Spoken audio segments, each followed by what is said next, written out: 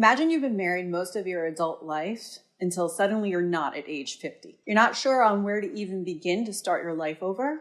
Never mind what to do when you're finally ready to start dating again. This is exactly what happened to today's guest, CeCe Shatz. If you're also finding yourself divorced over the age of 50 and suddenly having to start over, after this episode, you'll have greater clarity on where to start, as well as understand exactly what a blessing starting over could be.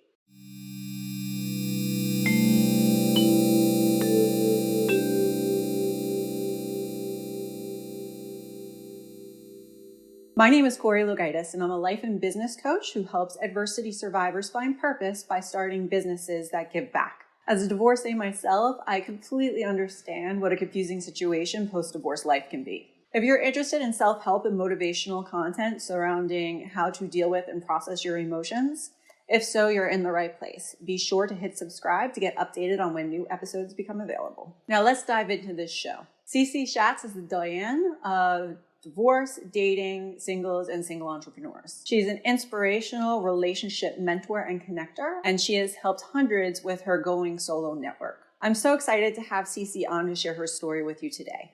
And now it's time for the story to begin. Hello, and welcome to the Corey Lowe Show. Today, I have got CeCe Shatz on the line with me today. How you doing, CeCe? I'm doing pretty good. That's awesome. Thank you for joining us today. I appreciate it. Excited to kind of hear about your story. So I always start off the show by asking the same exact question of each and every guest. So let's start off with, what was childhood like for you? Well, actually, I had a pretty cool child life. I mean, as if compared to what I'm doing now, which is helping those through divorce and transition into dating and relationships. I came from a very loving family. Parents were doing really pretty good.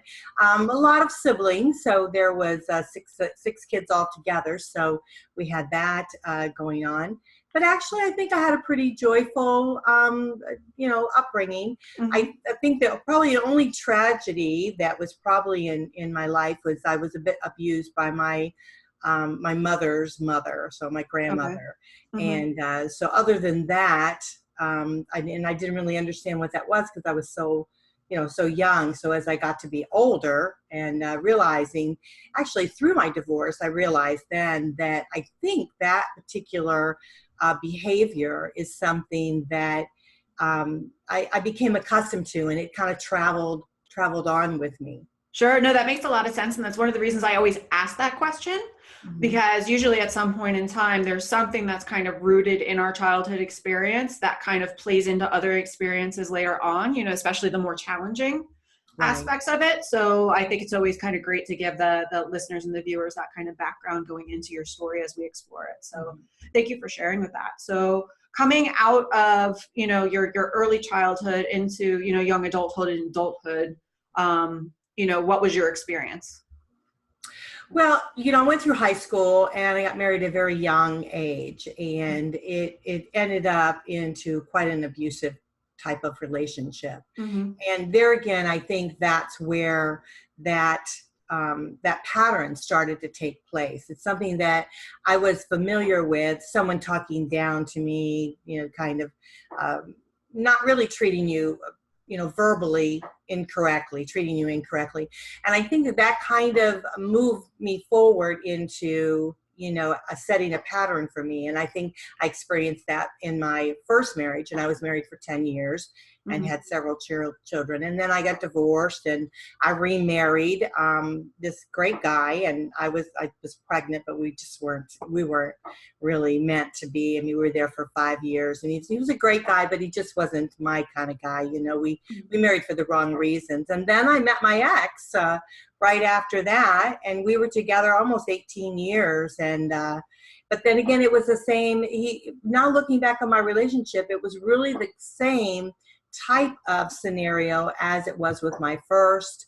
So there again, the abusive. Now, although he never, was physical with me, but the, the mental, verbal was definitely there.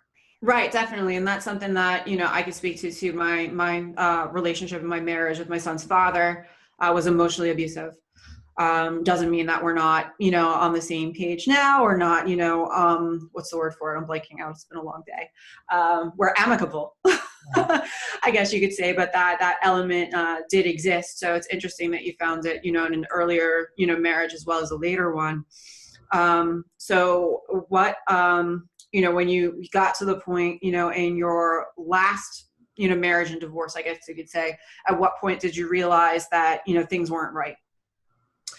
Well, it had taken place for quite some time, and we had talked about it, and I had said, that if things didn't get better, that I was going to go ahead and leave. And he just laughed and thought that was funny. I would never do that. And then became even more so. And now looking back on the relationship, I really think what he wanted was to push me away, so I would be the one to break it off, so that he could go ahead and have an excuse to be able to continue on the pattern that he was on, which is not faithful. Well, and then also it would mean that things aren't his fault either, right? Yeah, absolutely. Yeah, so then it's all her fault because she left me. Right. But we don't concentrate only on any of the ill behavior that one takes. But the reality is I can't take ownership of his behavior. I can only take ownership of mine. And I know that I played a particular part in our marriage and our demise of our relationship. And so I understand that now. And I think we do have to look at those type of things in order for us to be able to move forward. And I think these 10 years, I've been now divorced for 10 years. Mm-hmm. I've spent this time really focusing on myself, understanding the patterns that are in my life, understanding what I do not want and will not put up with ever again, and knowing what kind of a world I want for myself. And so I think and now when I look back at it, I can embrace my divorce because it really has propelled me into being more of the person that I want to be. Right. Yeah, no, I'd say, it's interesting. Usually when people, tell me like, when I say like, oh, I'm divorced, they'll be like, oh, I'm so sorry. And I'm like, well, people who said money can't buy happiness never bought a divorce. Yeah. So as far as, it being an opportunity for growth for myself, I mean, I was in a much better position after my divorce compared to before when I was in it. I more or less grew up as a result of my divorce because I got married. Or I shouldn't say I got married when I was young, but I met my ex-husband when we were very young. I think I was 19, when that relationship had happened. So, through your experience, I mean, how did you personally grow? How did you experience that? Well, thank you for asking me that, because I think that's really important. And for me, I have been in relationships all my life. Mm-hmm. And so this last 10 years, and I have been dating, I have dated a couple long-term relationships that didn't work out. But it's the first time in my life I've actually been alone, so to speak, and focus more on what makes me happy, what brings me joy, developing a whole new career for myself that I never thought that I was going to be able to embark upon. And so it's really created just an open door scenario for me to be able to step into the world that I truly am enjoying. And not to say I wasn't totally unhappy in the past, because there were a lot of wonderful moments that I was very happy with. I'm not going to say that, but I do think that I'm really truly who I am now, because I'm focused more on what makes me happy versus what makes the unit happy. Right. Mm-hmm. Yeah, you learn how to not sacrifice yourself for others. Because really, if you're in a loving relationship, there's that respect that you guys should have, like independent, interest in things that you want to do, and everything doesn't always have to be necessarily on the same page, and there's a certain level of respect, which I know for me personally and my own experience, not that it wasn't there, it was just kind of missing the boat, just that connection kind of wasn't there, that like we couldn't get on the same page with a lot of whether it be like interest or things that we wanted to do, or just general respect for what the other person wanted to do. Mm-hmm. So how is, I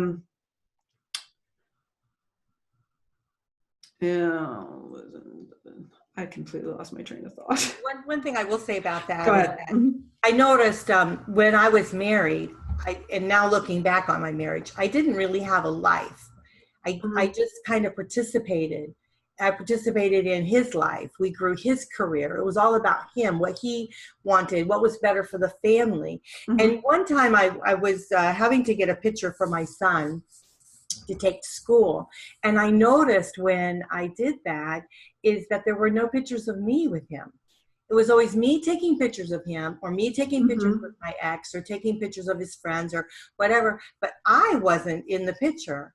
And I started thinking to myself, my gosh, if I would die today, no one would know anything about me. Wow. And I went to my daughter's refrigerator. You know, she always puts pictures up on her refrigerator. There's none of me.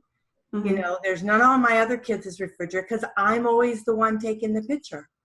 So I'm always participating in their lives, in someone else's life, but I'm not participating in my life. Right. And so it really shocked me when I saw that. I thought, you know what? I need to start taking pictures of me and my life and be a part of it, you know, and not just be the person standing on the outside looking in. Right. No, that makes a lot of sense. So that actually reminds me of a question I wanted to ask you. So what was the turning point for you? Like, was there a specific like moment within the relationship that you realized like this isn't going to work? Well, you know, we had that conversation and he laughed and he thought that I would never do something. And, you know, and I probably wouldn't have never done it. And, but then it just kept progressively getting worse, you know, name calling, you know, this kind of thing kept getting worse. And he, I don't know, just one day he was going to the airport and I helped him get packing. I did all his laundry, packed for him, did a Chinese shoes, just did stupid stuff that you know, he should have done himself, but I did for him. And I even was taking the luggage out as he was looking at me. And I'll never forget, he told me I was only good enough to do his dirty laundry. And took his bag and walked into the airport and thought nothing of what he said to me. And I thought to myself, no more. That's it. If you think that's all I'm good for, watch out. Wow. And I got in my car and my father was living with us at the time. And I said, start packing. We're out of here. Wow. Okay. That was it. And I haven't. I mean, when I had packed up, I packed, my kids came over, we packed up, he was on a business trip. It's terrible to say this, but he wasn't there. And I just packed up and then I told him, I'm done. I'm absolutely done with it. And I think for me, that's the only way I could have done it because I would have, you know, wouldn't have had the courage, I think, to move forward. I probably would have stayed within it. And so, you know, was it the right thing to do? Maybe not for him, but it was for me. And right. Yeah. Well, that's one of the reasons I wanted to ask that question because, you know, when you're in it on a day-to-day basis, it usually takes like one specific moment that really stands out as being different or makes you feel different amongst all the rest to really kind of make that kind of a drastic change or decision. So, you know, hearing your experience, it would make complete sense as to like why that, you know, switch would flip. Yeah. You know, so quickly. It's funny because he probably didn't even think that what he said had such impact on me. Well, and it's also possible too that, you know, he had, like you had said, wasn't anything that was out of the norm for him to say. So it was just more like you heard it differently that day. You know what I mean? And it made a different kind of like impact on you. It was like a difference in perception almost. I don't know. I don't know. I don't know what built up to that. I don't know what happened, but I just remember that when he said it. And my ex was always very, and I'm not meaning to put him down or anything, but status was always very important to him. I didn't really have that. I was just me. I was just his wife. I wasn't anyone. I gave up my career. I gave up college for him. So I was just, and I think he just got bored and tired or whatever. I don't know. I can't really say, but he had definitely moved on from me. And so, you know, it was time for me to start picking up and putting on my, you know, panties and start moving forward. Right. So what was that experience like, you know, moving forward from there? You said that, you know, you told your dad to pack up. Yeah. You know, where'd you guys go from there? I mean, it was very, very scary. I remember crossing over. There's a, Alligator Alley, which is a big long road from Fort Lauderdale. I was going back to Tampa, which where my family was. And I remember crossing that thinking, have you made a mistake? You know, your life is going to be forever changed, you know, with this. And the fear set in, you know, can I do this? I mean, is he right? You know, all these things he said about me over the years, you know, is he right about that? But then again, you know, there comes a times when there's no looking back. I made a decision and I needed to just move forward with it. And just like any new beginning, there's change that I'm going to have to experience. So I just had to gut it up and do it. Right. Mm-hmm. Now, and how much did your prior divorce before the most recent one, how much did that either help or hurt your most recent experience? Well, I think because I've been now divorced 3 times, but let me tell you, I've only had, since my time of being divorced, I've only had 3 men in my life. Right. I got married in high school. I dated them, married them. They always teased and said, if you have sex with me, you'll marry me. But that's kind of what happened, And so I never really experienced dating or experienced life outside of that. And then I adopted my daughter at a very young age. I was only 18 there. And so I started very young, taking care of children. And so I never really kind of experienced life. So starting out at, 50 years old, starting to date the first time was very, very scary. And I remember my sister coming over and I said, okay, now what you got to help me with this, because what do guys like? What are we supposed to do? I mean, am I supposed to use condoms? What am I supposed to do? Wow. So it was like a brand new experience for me.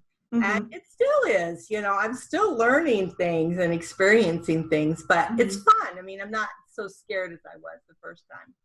Right. As you learn more about yourself, in this post-divorce life, because as you had mentioned, everything before that, you were with 3 men before, you don't really know the whole dating life. Part of, your learning experience is learning, okay, well, what does CeCe want, compared to what the unit wants.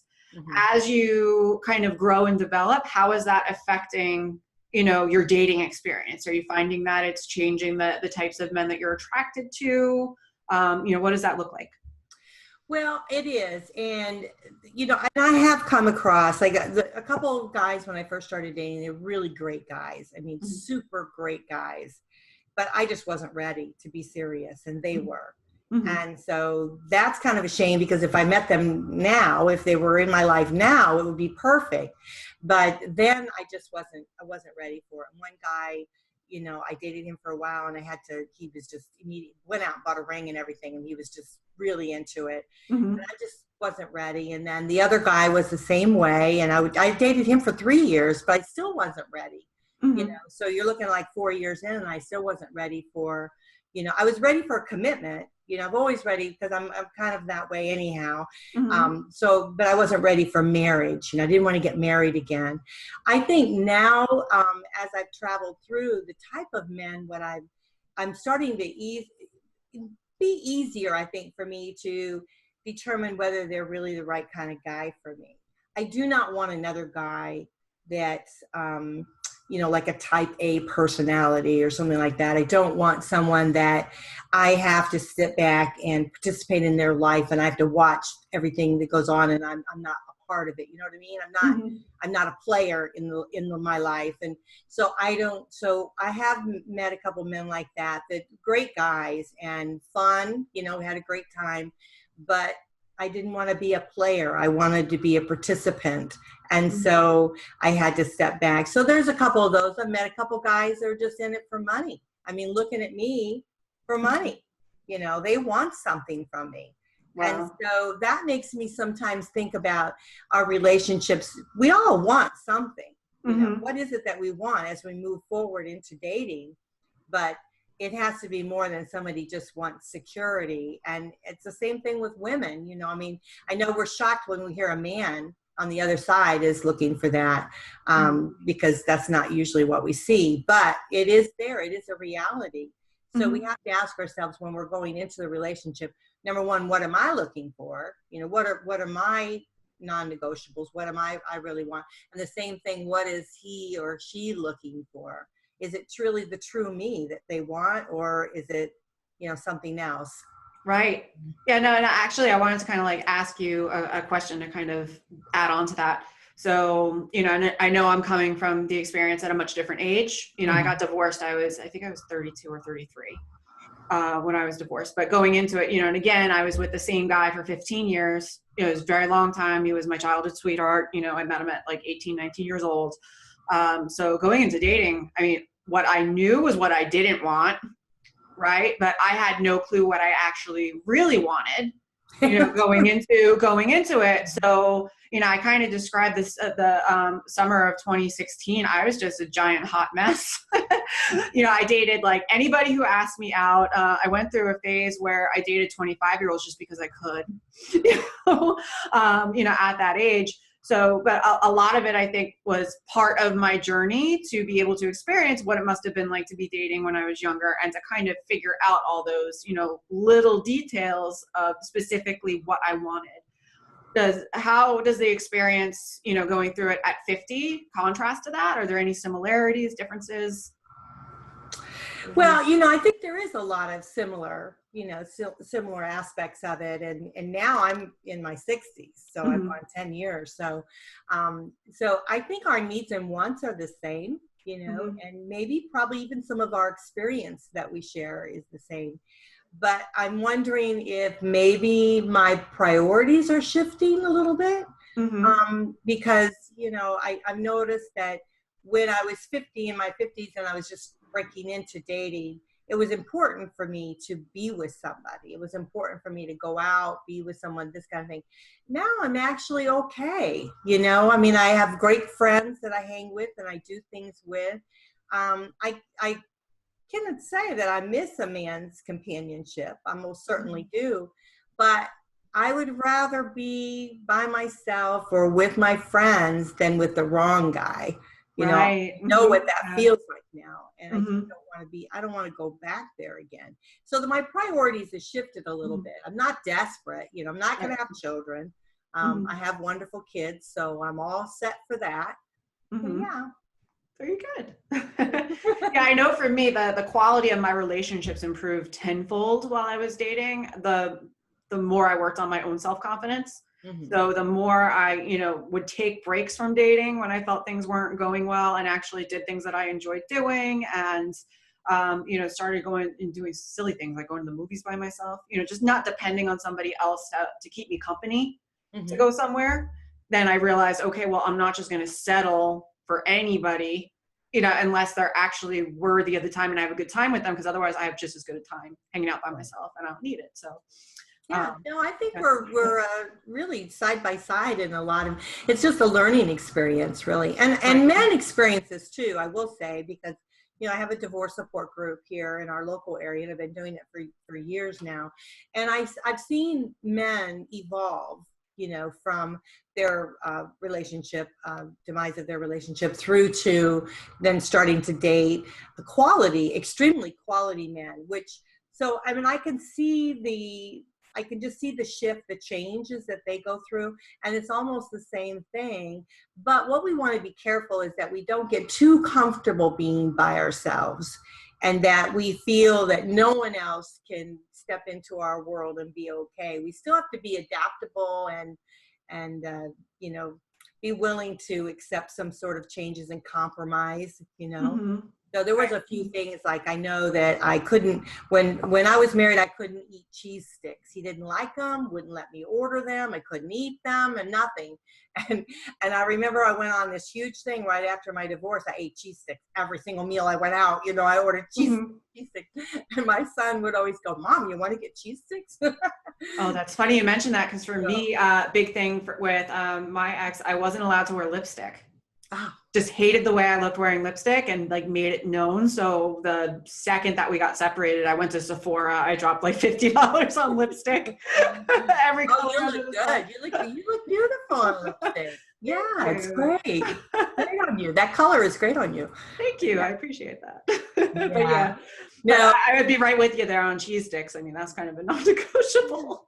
But I've seen men do the same thing though. I've seen them be, that freedom, that bit of freedom, then they go out and do something that maybe they weren't, comfortable with doing in their relationship. So I wonder if we all kind of, do that. We all kind of as we're stepping forward and stepping towards our lives or into our new lives, we then try to make do experiences that are joyful to us. Right.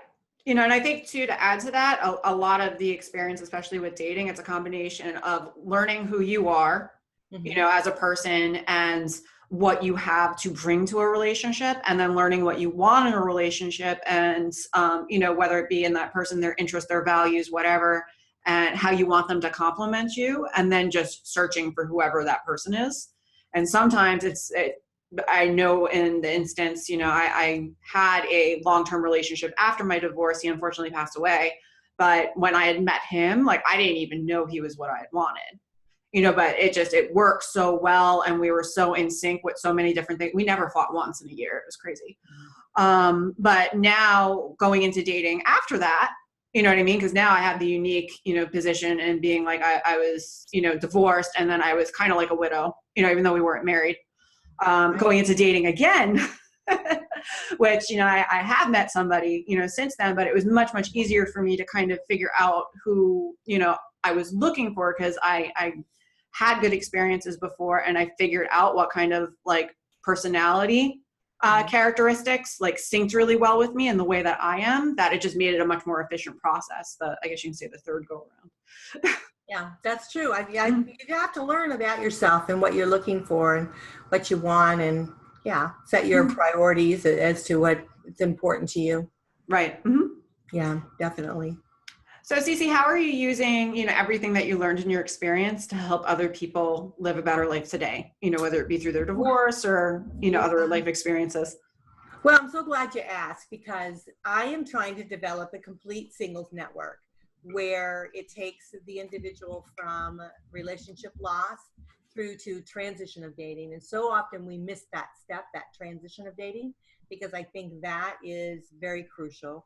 I mean, I think I did that within those 10 years, that I was, and probably 5 really, and learning more about myself, what I really, really wanted, dating people that didn't really make it for me, those kind of things. And I go out with them and think, okay, why am I doing this? That kind of thing. So that transition part, still that development of growth and personal, development there. And then the actual dating. And so I'm creating a complete singles network. So I'm doing my divorce support group, which is local here, but I'm going to be expanding that into a nationwide group, and that's going to be launched here shortly. It's called Going Solo Next Step. And then we've just on the crust of launching the Date the Right One, which is the new interactive social dating site. And then we have the radio station, which is WGSN-DB Going Solo Network, which we have both on radio and on TV. And they're all talk shows geared towards singles. And we talk about everything, business, relationships, just any books. We just talk about anything that an individual would be interested in. We chat about it. So that's all live 24/7, and we're enjoying it. We're loving it. So, How exciting. Great. So if you had one piece of advice to give, like, let's say anybody out there who's either listening or watching this show right now, who's, in their 50s or maybe even older, who's, getting a divorce, what would you want them to know going into it? Well, what I want them to know is that their last chapter hasn't been written, and there's many more chapters to come, and they have a choice of how they want to write that chapter. And so you can go through the transition of relationship loss and many steps that we go through, anger, disbelief, all of those, sadness, all of those things that we experience them, write them down, journal them, and then move from them, as you keep going on. And then not close the door to new opportunities, both personal and maybe career-wise, business-wise, but really leave that door open and allow yourself to experience many new things. Because you know what? Who knew? I never knew I would have a radio show, let alone a station, let alone all the things that I'm doing. And it's because I allowed myself to just be open to new experiences in my life. And so I'm hoping that one of the chapters in my future is going to be having a partner And so I'm going to continue on writing my chapters. So I think each and every one can do the same thing. So they just keep knowing that this is not the end. It's just really the beginning.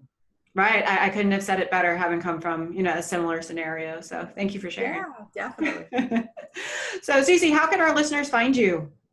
Well, you can find me on any social media platform. I'm there, CeCe Shatz, and then also the radio station, WGSN DB Going Solo Network. Just look up goingsolonetwork.com.